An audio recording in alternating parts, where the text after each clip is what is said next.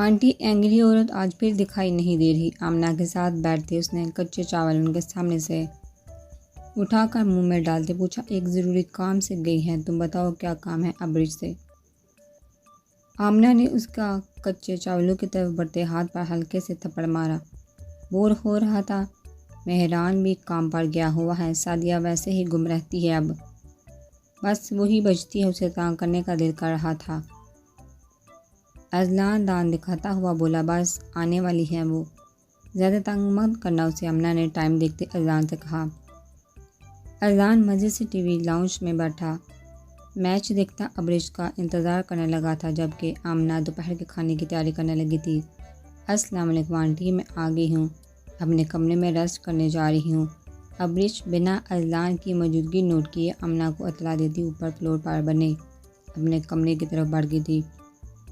कुछ खा लो अब्रिज, फिर ड्रेस खा लेना, आमना किचन से बोली। इसकी ज़रूरत नहीं आंटी, वो तेज़ी से बोलती कमरे में भागी थी। आंटी मुझे दे जूस, में एंग्री औरत को पिला कर आता हूँ। अब्रिज को जाता देखकर अजलान आमना से बोला। मुलाजमा से बोलकर आमना ने अजलान को 2 फ्रेश जूस के गिलास ट्रे में रखते पकड़ाए थे। अजलान ट्रे लेता ऊपर चला गया था। अब्रिज मुँह हाथ धोकर निकली थी। जब दरवाज़ा नॉक करता अजलान दरले से कमरे में दाखिल हुआ। अब्रिज ने तेज़ी से बेड की तरफ बढ़ते अपना दुपट्टा ओढ़ा था।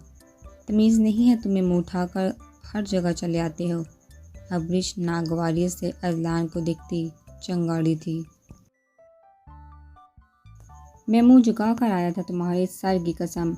अजलान जूस साइड टेबल पर रखता दांत निकालते बोला, हाँ खाओ मेरे सर की झूठी कसम, तुम तो चाहते हो कि मैं मर जाऊँ मनहूस शख्स। अब्रिज मुँह बिगाड़ती आगे बढ़कर ट्रे से जूस उठा चुकी थी। शर्म कर लो, कोई अपने होने वाले शोहर को मनहूस कहता है। अजलान लब दबाकर मुस्कुराहट रोकता उसे भड़का गया था।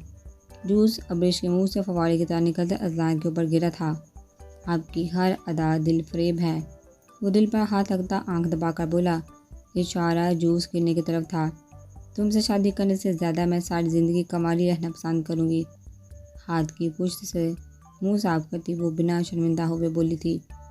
क्या मैं इतना बुरा हूँ? एकदम संजीदा होता वो अब्रिज की तरफ बढ़ा। हाँ अब जाओ, मुझे रेस्ट करने दो। अब्रिज उसके संजीदा चेहरे पर नज़र डाल कर बोले, तुम परेशान लग रही हो। अजलान ने उसके चेहरे का जायजा लेते कहा, कोई परेशान नहीं हूँ मैं। वो रूह मोड़ती बोली, मुझे बताओ क्या हुआ है। मिस आई एम नॉट परेशान। अगर मैं तुम्हें वजह बताऊँ मेरी मदद करोगे? वो कुछ सोचते हुए पलटी। हाँ क्यों नहीं, बताओ बताओ। वो तेज़ी से बोला, नहीं रहने दो, तुम अपना काम करो जाकर। अब्रिश एक लम्हे को सोचती बार पर लेट कर कम्फर्टर ओढ़ गई थी। अजलान उस पर नज़र डालता खामोशी से पलट गया था। अमीर अपने चैम्बर में बैठा काम कर रहा था जब दरवाज़ा खुलता सिकंदर उसके चैम्बर में आया था। सिकंदर को देखता वो घबरा कर खड़ा हुआ था। अरे खड़े क्यों हो गए, बैठो ना, सिकंदर सर्द लहजे में बोला। सर इन लोगों ने मुझे ब्लैकमेल किया था। अभी वो बोल ही रहा था जब तेज़ी से उसकी तरफ आते सिकंदर ने गर्दन से उसे दबोचते उसका चेहरा ज़ोर से टेबल के साथ लगाते उसका दायां बाजू कमर की तरफ मोड़ दिया था। सिकंदर शाह को तुमने हल्के में लेकर बहुत बड़ी गलती कर दी। क्या सोच कर मुझे धोखा दिया तुमने? उसके बाजू को तकलीफ दे अंदाज में मज़ीद मोड़ते सिकंदर बर्फ़ जैसे ठंडे लहजे में बोला, सॉरी सर, मैंने बहुत बड़ी गलती कर दी है, मुझे माफ़ कर दे। अमीर अपने बाजू को टूटता महसूस करके अटक अटक कर बोला, ये काम करने से पहले सोचना था। उसके बाल पकड़े सिकंदर ने उसका चेहरा ऊपर किया था। अभी तुम मुझे जानते नहीं हो, तुम्हारे बच्चों का ख्याल ना होता तो जिंदा जला देता। उसको सीधा करा करते सिकंदर ने इसकी टाई को ज़ोर से खींचते उसका सांस रोका। आप जो कहेंगे मैं करूँगा, मगर मुझे छोड़ दें। वो फ़ौरन पटरी पर वापस आया था। सांस मुश्किल से लेने पर उसका चेहरा सुरख पड़ गया था। कल तक अपने ओहदे से मुस्तफ़ी हो जाना। सिकंदर ने उसे धक्का देते कुर्सी पर बैठाया था। मैं ऐसा नहीं कर सकता, सांस बहाल करता अमीर परेशानी से बोला। सिकंदर उसे देखकर मुस्कुराया। कल सुबह 11 बजे तक तुमने ये जॉब ना छोड़ी, 12 बजे तुम्हारी रिश्वत लेती वीडियो सारे न्यूज़ चैनल्स की जीन बन जाएगी। सिकंदर की धमकी पर वो घबरा गया था। नहीं, मैं सुबह ही आपका हुक्म पूरा कर दूंगा। अमीर के मरने पर सिकंदर ने उसका चेहरा थपथपाया अपनी शर्ट दुरुस्त करता चला गया था। मीर मेराल की ज़िद पर उसे आज बाहर घुमाने लाया था। शाम का वक्त था, साए डाल रहे थे आसमान पर, चांद अपनी छब दिखलाने लगा था। मेराल के साथ वो सुबह से ही नरमी से पेश आ रहा था। वो मीर की सॉफ्ट साइड देखती कई दिनों बाद खुश दिखाई दे रही थी। मुझे बीच पर लेकर चले ना, मैं वहाँ रेत पर कुछ देर बैठना है। मेराल की अजीब सी फरमाइश पर मीर ने उसे घूरा। बैठ कर क्या करना है तुमने, कुछ तो देख तो कुछ सकती नहीं। मीर उखड़ा अंदाज में बोलता, उसका खुशगवार मूड पल में गारत कर गया था। मीर अपने अल्फाज पर गौर करता लब बेंच गया था। मुझे वापस जाना है, वो 1 मिनट की खामोशी के बाद स्पार लहजे में बोली। मेरा मतलब वो नहीं था। मीर सड़क पर नजर जमाए बोला, आपके हर मतलब से मैं बहुत अच्छे से वाकिफ़ हूँ। मीर वो आंखें मुझे तेज़ लहजे में बोली, मेराल तमीज़ से बात करो। मीर ने उसे डांटा, आपको शर्म नहीं आती किसी दूसरे इंसान की महरूमी का बार बार मजाक उड़ाते।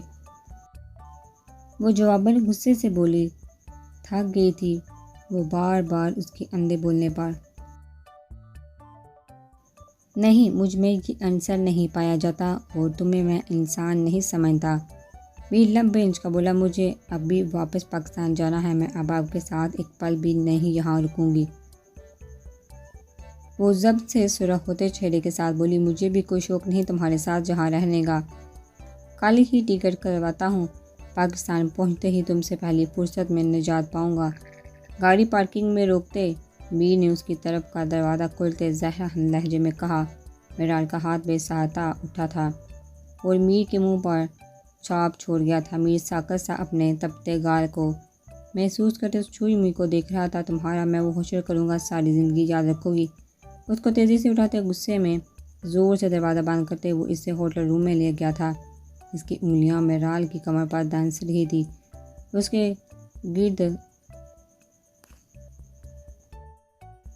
उसके गिरा देने के डर से वह ज़ोर से उसकी गर्दन में बाजू डाले हुए थी।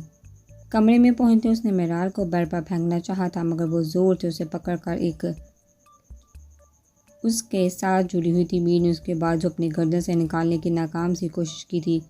मेराल ने मज़ीद ज़ोर से उसके गर्दन को पकड़ते अपना चेहरा उसके कंधे पर टकाया था। छोड़ो मुझे, क्या बंदरिया कितना अच्छी पकड़ ही हो। मीर के गुस्से की जगह जंजलाहट ने ले ली थी। नहीं, आप मुझे मारेंगे। मुनफ़ी में सर हिलाती मज़ीद गिरफ्त मजबूत कर गई थी। मारने के अलावा और भी बहुत से तरीके हैं, पीछे हटो, मैं बताता हूँ। मीर की मानी हिज़ी बात पर वो मज़ीद ज़ोर से उसे थाम गई थी। नहीं, पहले वादा करें मुझे कुछ नहीं करेंगे। वो सुरख चेहरे से बोली, तुम मेरा सांस बंद कर रही हो मेराल। मीर के खींच कर सांस लेने पर मेराल ने उस पर गिरफ्त ढीली की थी, जिसका फ़ायदा उठाते मीर ने उसकी जख्मी टांग को देखते एहतियात से उसे बेड पर धक्का दिया था। आख ऊँची ही फ़ौरन मीर की चाल समझ थी। वो बेड से उठने की कोशिश करने लगे। जब उसके ऊपर चढ़ते मीर ने उसे बाजू से पकड़ते काबू किया। मीर, मेरा सांस बंद हो जाएगा, हटे मुझसे। और वो अपने ऊपर मीर को महसूस करती तपते गालों से बोली। मीर उसकी हालत से लुत्फ़ अंदोज़ हो रहा था। सहती से उसके हाथ ऊपर की तरफ करते मीर ने एक हाथ से पकड़े हुए थे, जबकि दूसरा हाथ मेराल के चेहरे पर हरकत कर रहा था। मेराल बिगड़े तनफ़्फ़ुस के साथ उसके हाथ को अपने चेहरे पर रेंगता महसूस करके साकत हो गई थी। मीर की झुलसा देने वाली सांसें अपने चेहरे पर महसूस करते वो सहती से आंखें नीचे अपने लब कुचलने लगी थी। मीर उसकी हरकत नोट करता साकत हुआ था। बेहूदी के आलम में उसने मेराल का होंठ उसके दांतों से आज़ाद करवाते नरमी से उस पर अंगूठा भरा था। मेराल को अपनी धड़कनें सुस्त पड़ती महसूस हुई। मीर की हरकत पर उसने अपनी मुट्ठियाँ ज़ोर से बेंच ली थी। उसके सुरख कंधारी चेहरे को नज़्ज़ू के हसार में रखता वो मदहोशी के आलम में उसके होंठों पर झुका था। मेराल उसके लम्स पर कांप उठी थी, दिल जैसे बाहर निकलने को बेताब था। मीर के लम्स में बेहद नरमी थी। उसके होंठों को चूमता वो ज़रा सा पीछे हटता था। दोबारा से उसको चेहरे को देखता हुआ उसके होंठों पर झुका था, मगर इस बार उसके लम्स में शिद्दत थी। उसके लबों की गुस्ताखी पर मेराल का सांस, जो अभी बहाल भी नहीं हुआ था, दोबारा अटक गया था। नरमी से उसके होंठों को कई बार छूते मीर ने उसके गले से स्कार्फ निकालते दूर फेंका था। मेराल का सांस सूख गया था। आज वो किसी और मूड में ही लग रहा था। वो इसकी गर्दन पर झुका जहाँ बजा अपना लम्स छोड़ रहा था जब मोबाइल की बेल से मीर फसोहीज लम्हों से बाहर निकला था। उसकी गर्दन पर आखिरी बार नरमी से दब रखता वो मोबाइल निकालता। मेराल के चेहरे पर शर्म हया के रंग देखता हल्का सा मुस्कुराता बालकोनी की तरफ बढ़ गया था। मेराल तेज़ी से उल्टी लेटकर तकिए में मुँह छुपा गई थी। मीर की हरकत ने उसके 14 तबक रोशन कर दिए थे।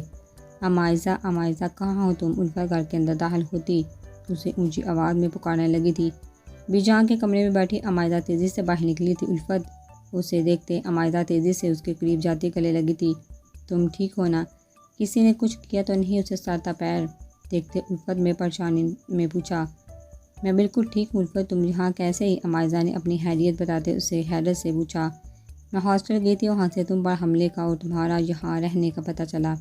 वो तो शुक्र है बाहर मौजूद गार्ड ने मुझे पहचान लिया और तुमसे मिलने के लिए अंदर आने दिया, वरना मैं 1 घंटे से बाहर खड़ी हूँ, उल्फत ने उसको सलामत देखते बताया।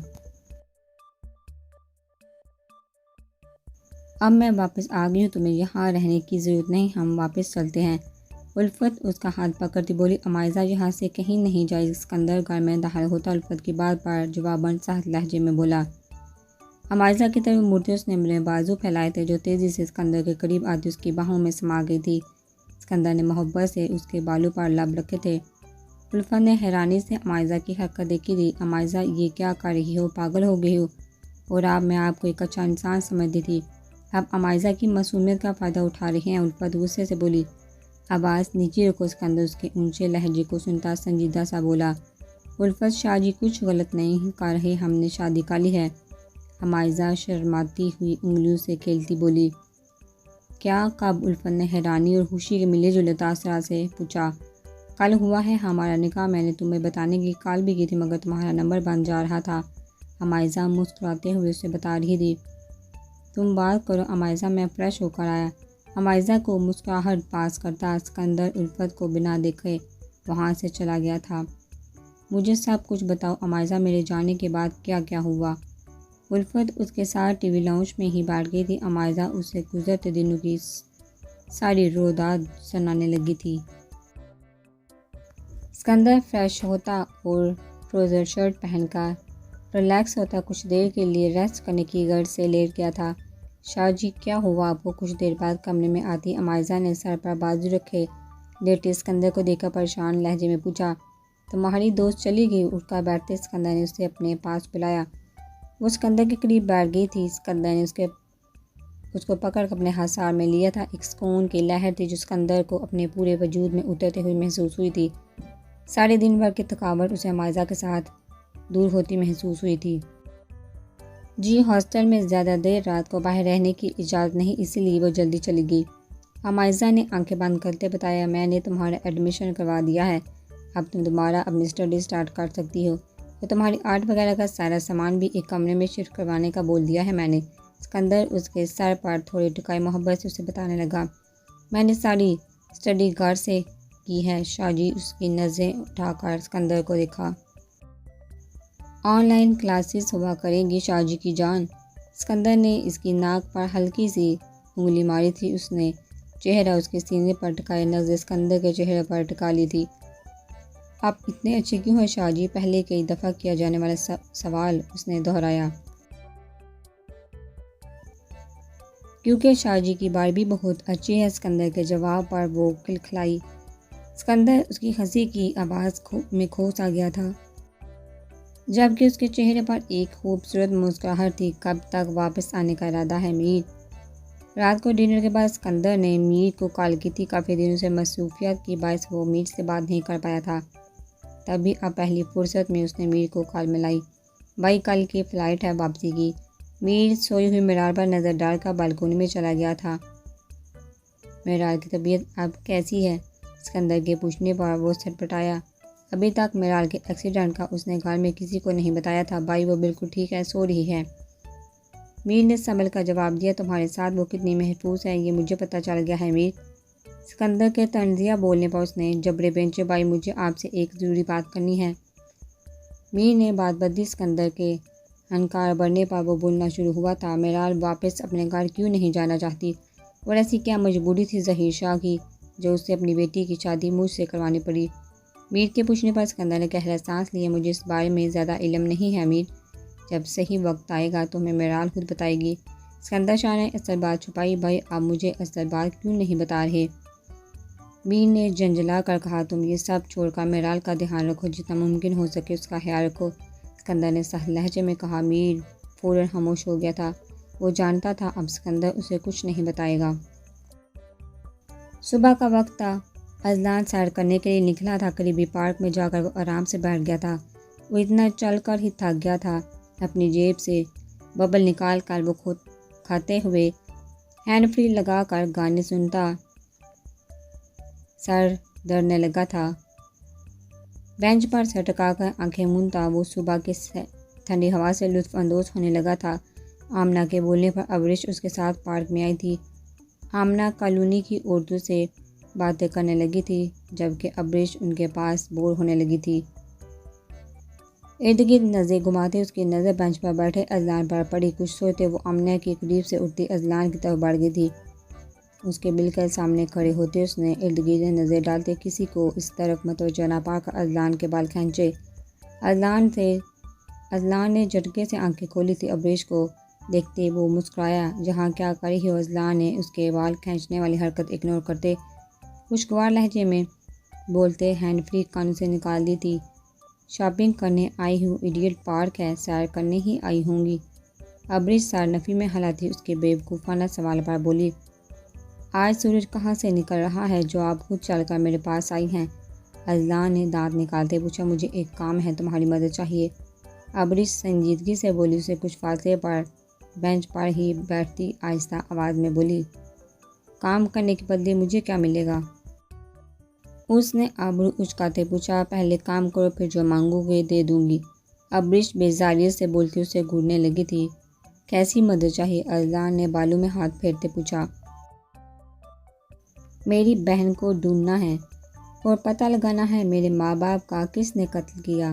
वो आसमान पर फैलती सूरज की रोशनी पर नज़र मरकूज़ करती बोली, बस ये काम कर दो, तुम्हारा एहसान होगा मुझ पर। अजलान को मन खोले खुद को देखते वो नज़रें ज़मीन पर मरकूज़ कर गई थी। तुम्हारी बहन को कैसे ढूंढूं? कोई तस्वीर वगैरह? फिर ही इसे ढूंढ पाऊँगा। अजलान संजीदगी से गोया हुआ। वो घर से मिलेगी, मगर इससे लाक लगा हुआ है, शायद पुलिस ने बंद किया हुआ है। अबरिश पुरसोच अंदाज में बोली, ये तो मसला ही नहीं, मैं वो लाक 1 मिनट में तोड़ दूंगा। अजलान कॉलर खड़ा करता बोला। अबरिश ने उसे एक नज़र देखा, फिर अपना सर हिलाया। इसके अलावा कोई रास्ता भी ना था। फिर देर किस बात की, हम आज रात ही तुम्हारे घर डाका डालेंगे। अजलान मुस्कुराता हुआ बोला। अबरिश ने उसे घूरा, जिस पर वो हंस पड़ा था। शाहजी, मैं आपकी टाई बांधूं? बेड पर बैठी सिकंदर को तैयार होते देखकर अमाज़ा इश्तियाक से बोली, जबकि टाई कैसे बांधी जाती है उसको इल्म बिल्कुल ना था। सिकंदर ने उसकी तरफ मुड़ते टाई बढ़ाई। अमाज़ा मुस्कुराती हुई तेज़ी से टाई थाम गई थी। वो इसके सीने तक पहुंच रही थी। एडियो के बाल उड़ते भी मुश्किल सिकंदर के कंधे तक पहुंच पा रही थी। आप इतने लंबे क्यों हैं अमाज़ा? झंझला कर बोली। सिकंदर ने मुस्कुराते हुए उसको कमर पर हाथ टकाते खुद को झुकाया था, जिस पर बआसानी उसके गले में टाई डालती अमाज़ा पूरे ध्यान से बांधने की नाकाम कोशिश कर रही थी।